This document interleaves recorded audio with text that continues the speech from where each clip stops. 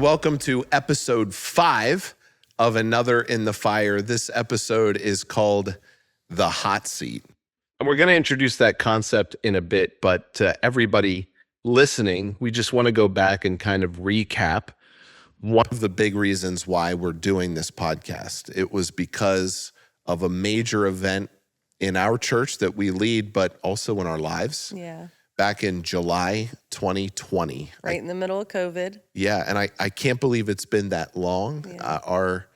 Our son, Bodie, wasn't born yet, and it's just, time has really gone by. Yeah. But this was a defining moment in our church, in our lives. In July 2020, there was a fire in our church, in the main worship space especially.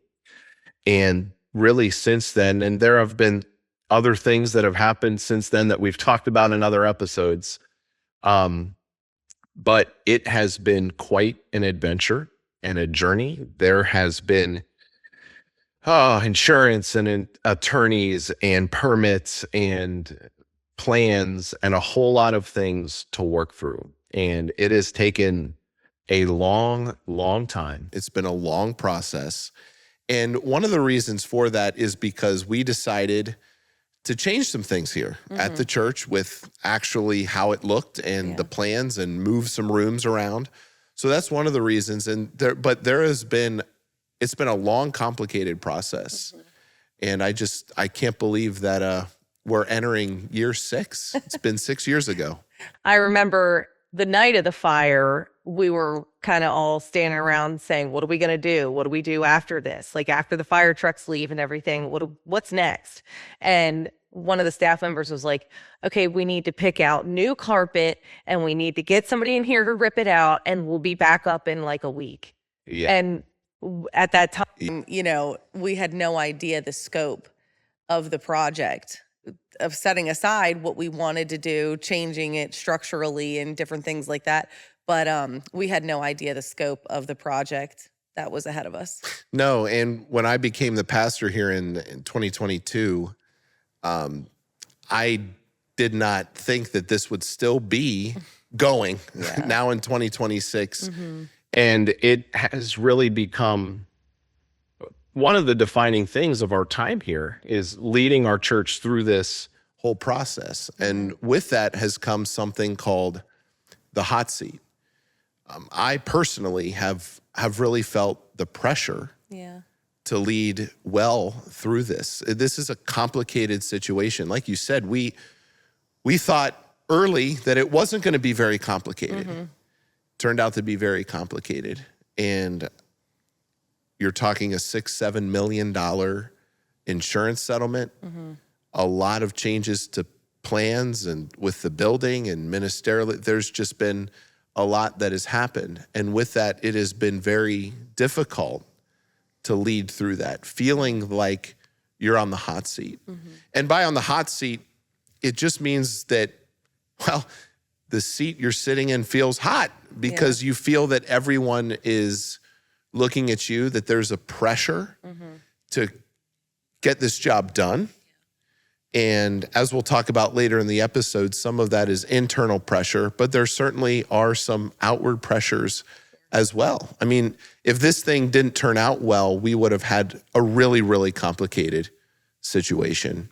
And it has been at times. It hasn't always been easy, as we'll talk about, I'm sure. But it's kind of been the underlying thing that's been through all of the days. Like, it's something that I think a lot of people can forget about a lot of times because we still have ministries going on. We're still meeting on Sunday mornings. We still have exciting things happening. We're still doing outreach. We're still doing all this incredible work and ministry, and lives are being changed and people are being saved, and all that is still happening. So I don't think it's as on the forefront of people's minds as it is for us, but it's always there, and it has been the entire time. Yeah, so. It's always there is a good way to put it. I think about how much our lives have changed these past 6 years. Personally, as a family, having the kids growing up and having Bodie, even another child.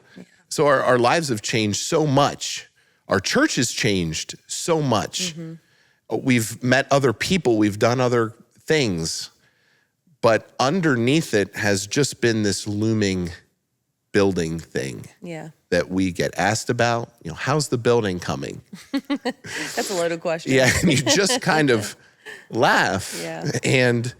But with that is the reason for the hot seat. It's always been there, and it's always been something that me personally, it's personal to me. Finishing this project is personal to me for a lot of reasons. And so it's important to me.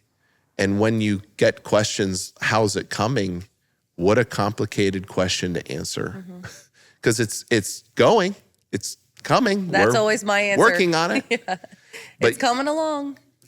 Even that contributes to the feeling of being on the hot seat. Because you can't help but think there's a little bit of what's going on behind those questions. And I'm sure that's not intentional in a lot of cases, but again, that's how I feel when I'm asked about it.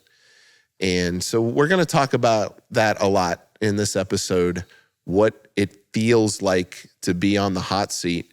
And if you stay tuned at the end, we might even have a pretty significant thing to share with you at the end. So stay tuned for episode 5 of Another in the Fire. When we talk about fires and rebuilding, we've lived it. Reach Church is more than where we serve. It's our family, our story, and proof that God brings beauty from ashes. If you're looking for a place that's real, where grace is bigger than religion, and where people actually love and care about one another, we'd love to invite you to Reach. Come as you are, bring your questions, and experience the hope that's rebuilt us from the inside out. Visit reachchurch.online to plan your visit or listen to past messages. Reach Church, nothing but Jesus. Welcome back to episode 5 of Another in the Fire. And today we are talking about the hot seat and what it looks like and feels like to be in the hot seat as leaders. And for us, our main hot seat, I would say, has been around the fire that happened 6 years ago. We talked a little bit about that. But one part of that is communicating what's going on and what has been going on with this project, where we've been, where the insurance settlement is, where the building project itself is. Have we picked this out? Have we decided that? There have been so many questions over the last 6 years that some of them are easy to answer and we have answers right away, and some of them take a little bit more complex answers, a little bit longer to answer. The answer kind of goes all over the place at times.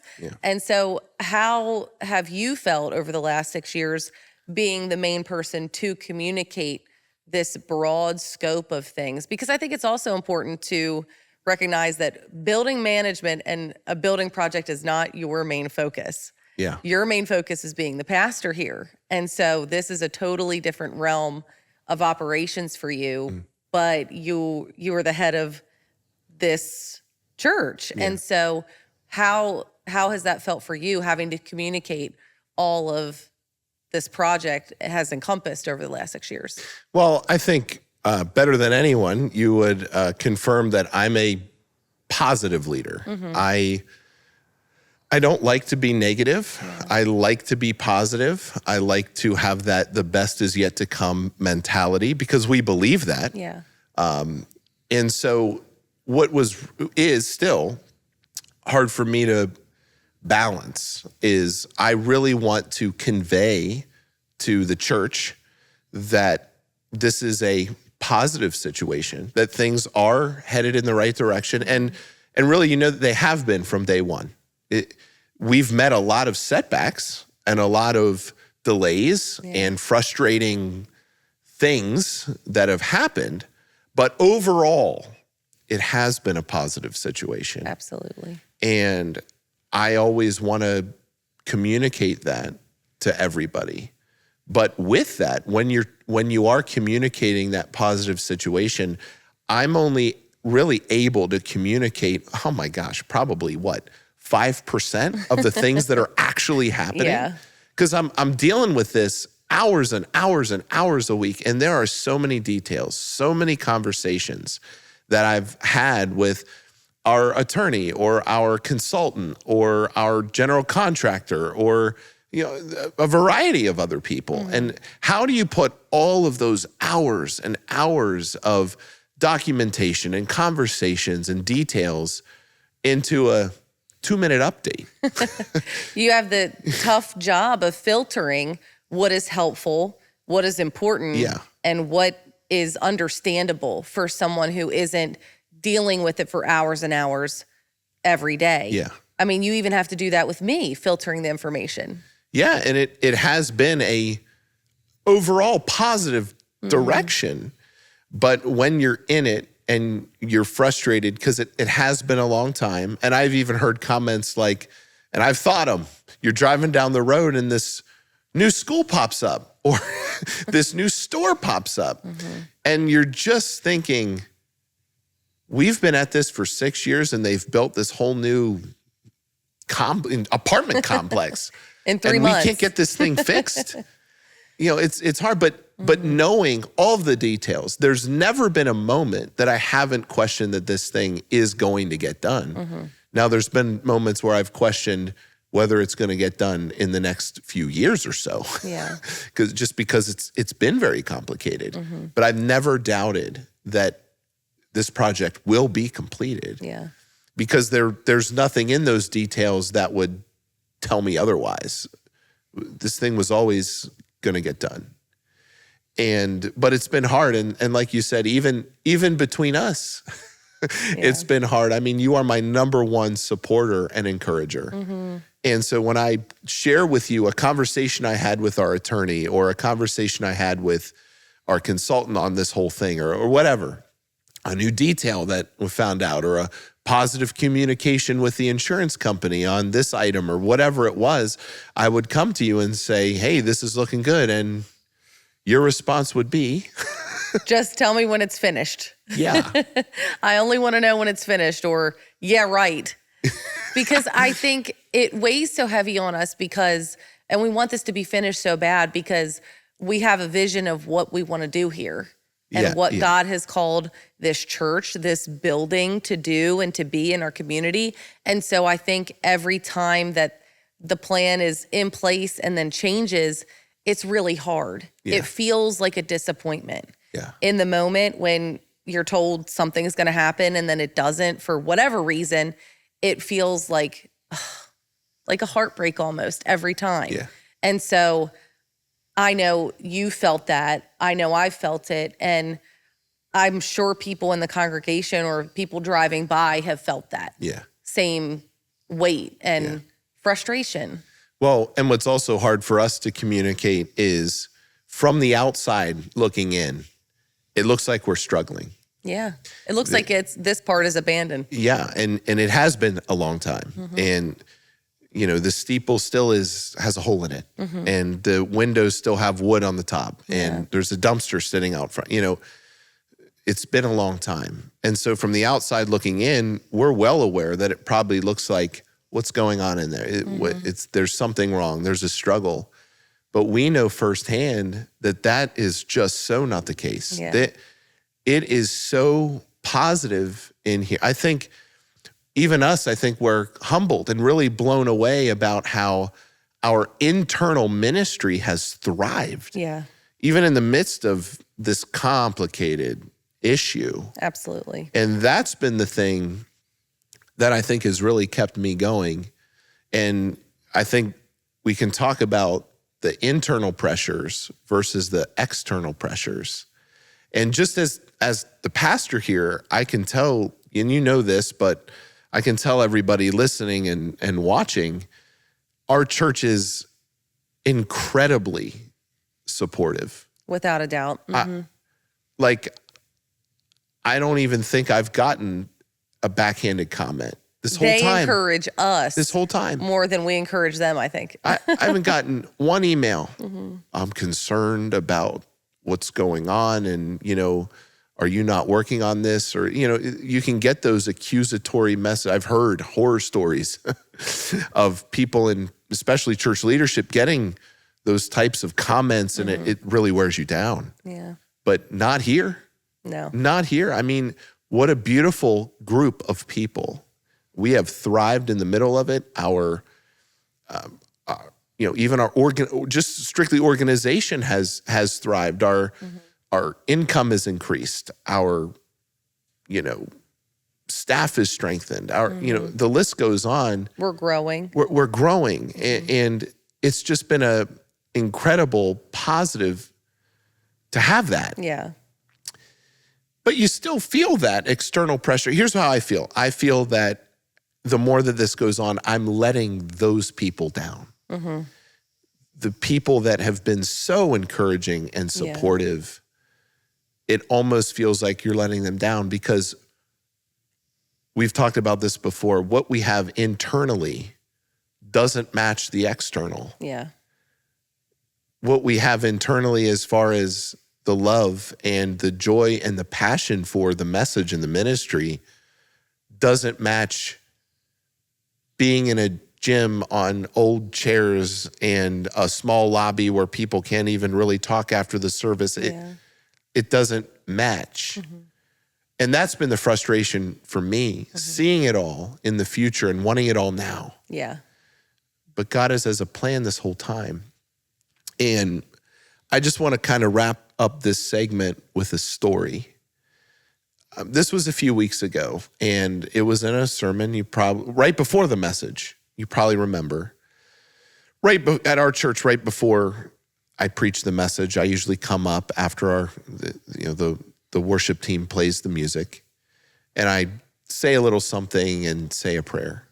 Well, that particular week, we were playing a song, and I just got up and shared with the congregation how this whole building thing has really worn on me because of all the things I just said.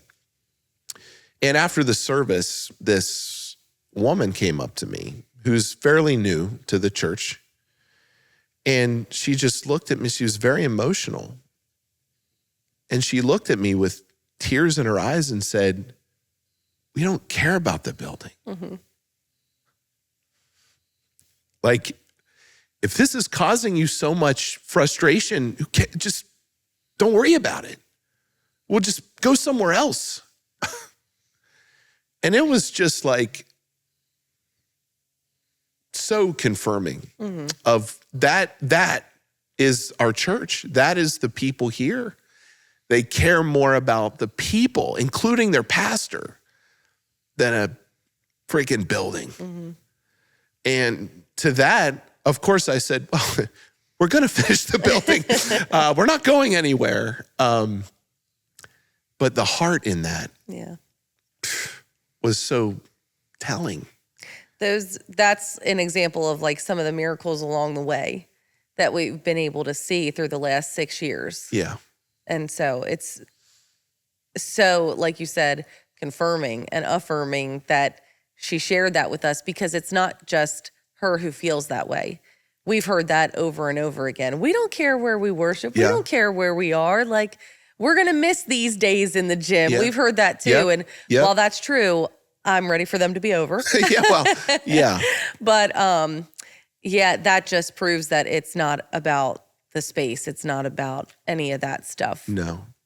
And it's really not. And I think that you would agree that there's a lot of personal reasons for us to finish this building. Absolutely. That if we got into them, we would be here for a while. And maybe we will in a future episode, right? There's a lot of personal, even as we sit in here right now, there's a lot of personal reasons that we're going to get this building done. Mm-hmm. And what we set out to do all those years ago, we're going to finish. Mm-hmm. But having people behind you who know is what's most important is so special. Yeah. And now the building will match what is inside. Mm-hmm. And we'll have an opportunity to really expand what we have inside by completing this outside. Mm-hmm. And that's what it's about. It's not about finishing a building to Band-Aid things and drum up excitement. It's really just about completing what God started. Absolutely. Because when this is all done, the building will be not just bricks and mortar, but a story, a real life testimony of the goodness and faithfulness of God in the fire. He's been our another in the fire the whole time. Yeah. And like I told that special woman in our church, well, we are going to finish it though. And when we come back, we have a very special announcement that will speak toward that. So we'll be right back on Another in the Fire. Have you ever felt like the Christian life has become more about trying harder than resting in what Jesus has already done? Enjoy the Gift is a powerful new book that invites readers to rediscover the freedom, joy, and peace of the gospel. Instead of pointing you toward more rules, more guilt, or more striving, it points you back to the finished work of Christ and the life-changing grace that changes everything. Enjoy the Gift releases in September 2026. Visit nbj-ministries.com to learn more and be among the first to know when it's available. Because the gospel isn't just a gift to receive, it's a gift to enjoy. Welcome back to Another in the Fire, episode 5. And we've been talking about the hot seat today that we face as leaders. And we have been building to a very, very exciting announcement that we have waited 6 years to make. Yeah, well, from the beginning, there has been a lot of variables that have caused delays and things like that. One of those variables has been bringing our building up to fire code. And we had to do a lot of things, a lot of unplanned things sometimes to be able to do that, which is required. You have to do that. And so there's had to be plans and permits submitted and all that kind of stuff. And so that was a big variable that caused some things. And, you know, we're kind of over that, which is good. But one of the other big variables has been settling things with our insurance company. And if you've ever faced an insurance claim, you know, it's very similar.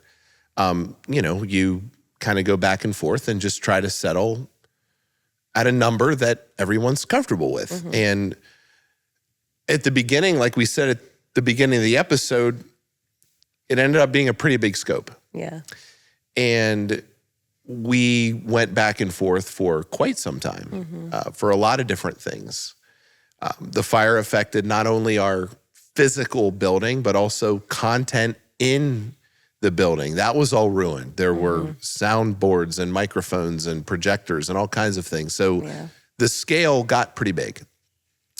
And through working with a great team of ours, just a few weeks ago, we were able to arrive at a final settlement with our insurance company, which will absolutely propel us to be able to actually finish this building that we're sitting in. Amen. And there was a lot of back and forth and, you know, all positive, a lot of back and forth. And like I said, it was all moving in a good direction, just very slow, but all positive. And we had a great team around us, and we were finally able to feel comfortable settling this thing. Amen. And that is a huge variable, a huge weight off my back, frankly. That was the biggest variable of all because, look, no money, no finish. It's really that simple. And so we're going to be able to get that finished and get that in our bank account and get this project done. Yeah. And so in the next few months, we're going to have to move our set, which we've been looking forward to do for quite some time. Yes. As these walls start to get finished and the drywall starts to go up and the floor starts to go in. Yeah. It's going to be a really exciting time and season for Reach Church to finally see the ruins come to life, as I preached about months ago. Yeah. It's going to be very surreal. And I know that this is a podcast where we just talk about leadership. But a few years ago now, we had an event in here and we had people write messages on the walls. And right over there on that stage, right where I'll be preaching, now we can say in a relatively soon, Soon and very soon. But I wrote on that portion of the stage where I'll be preaching, grace, always grace. Yeah. And that's what kept us going this whole time. And no matter how many people come through this building and how cool it looks when it's finished, that's always going to be the cornerstone of this place. Grace, always, always grace. Amen. And that's our message for all the listeners here too. And on a note, we know that this was a real personal episode. Yeah. But we hope that that speaks to you and your situation. There's a lot that we talk about that is more generalized leadership, but this one, we had to be personal about it. We had to talk about our situation because it's been a very long journey for us so far. And it's been that underlying thing for the whole time we've been in leadership. And so, like Tyler said, I hope that you can find something that speaks to you through our situation. Hearing other people's stories and other people's journeys has been something that has always impacted us. And so hopefully it has the same effect for you and you can find something to take away for your own leadership through our story and our journey. And we just hope that it's a blessing. Yeah. And it really is as simple as this to everybody listening and watching. When you're on the hot seat, just remember there is grace. Yeah. Always grace. When you know the other in the fire standing with you. So we hope you enjoyed episode number 5. We'll be back with episode number 6. Maybe we'll be here. Maybe we'll be somewhere else. But until then, just remember that there is another in the fire with you.